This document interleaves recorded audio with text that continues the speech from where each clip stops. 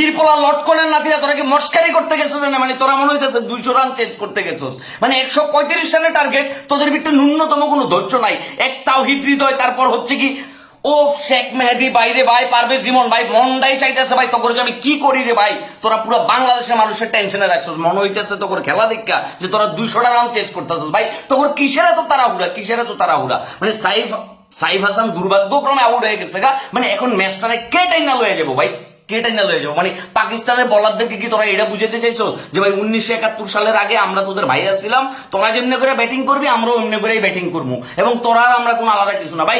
এই ম্যাচটা যদি হাইরা যায় বুঝতেছ, লাগেজটা গুছায় বাড়িতে চলে আইতেবো ভাই।